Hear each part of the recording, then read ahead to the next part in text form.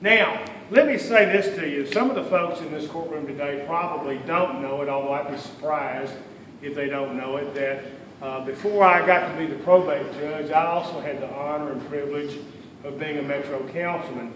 And near and dear to my heart, since I represented a portion of Donelson Hermitage, was the 15th district, which was adjacent to my district that I represented, that I had the honor of representing.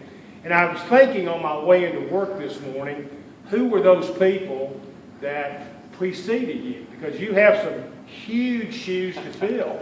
And I was going back in time a bit because Donelson is my native community. Most of these lawyers already know that because I tell them ad nauseum what a great place Donelson is. But the district that Jeff Syracuse has been elected to represent is commonly referred to by the rest of you Nashvillians as the Opryland part of Donelson. And for those of us who predate Opryland, there used to actually not be an Opryland or an Opry Mills or an Opry anything in that part of Donelson, but it's the heart of Donelson. And by that I mean it encompasses areas that we all, those of us that grew up in Donelson, think of as Donelson. For example, when you go to where it used to be the Burger Chef, which is now a Chinese restaurant next to a car lot, you know, when you go past Holy Rosary Catholic Church, or Donelson Church of Christ, or Lebanon Road Church of Christ, or Donelson Presbyterian Church, or the Bluefield subdivision, or what we talk about as being really the heart of Donelson, that's the 15th district. And the people that preceded you, as I recall them growing up, first was Jack Clariday, local barber in Donelson. Everybody knew Jack. And this goes back, by the way, Beverly Briley's picture's looking at you on the back of the wall. He was the mayor when Metro started. Jack was a founding member of the council, one of the first council members. Then there was Judge Phil Sadler, who filled the 15th district seat amicably and amiably for many years. Councilman Hagel, you want to come in and hear all this now? I think you might even want to step up here and be second for him here today. In any event, we were talking about those people that preceded him in the 15th district. Starting with Jack Clariday, of course, he had the Donelson Barbershop, and everything was resolved at Jack's Barbershop. All the big decisions were made there. After Jack left the council, Phil Sadler, who later became a General Sessions judge in our county, succeeded him in the council and did an enormously good job of being Donelson's councilman for many years.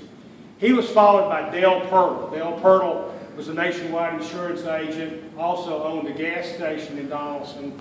Everybody knew Dale Pirtle. And Dale always sponsored the Little League team. Keep that in mind as years go on.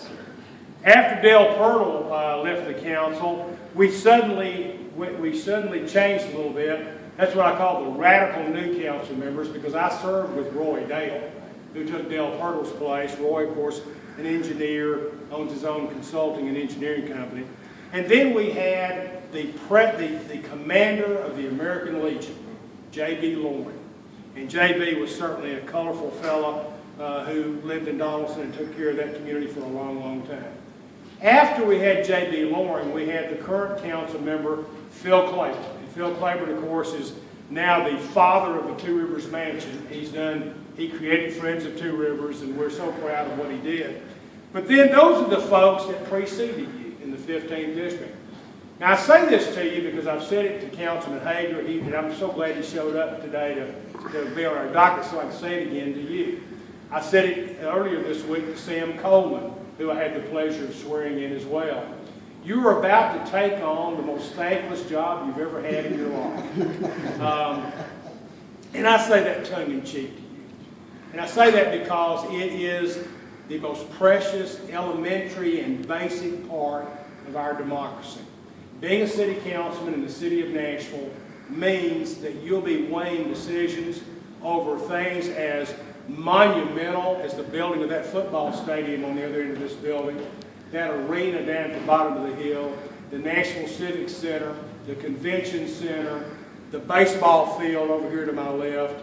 But then you're also going to be dealing with the most important decisions that are fundamental to this community: fire, safety, police, potholes, neighborhood disputes, taxes, all of those things that we don't think about all the time because these lawyers in here, they're dealing with litigation. But you've got all of the most fundamental questions that anyone could ever answer.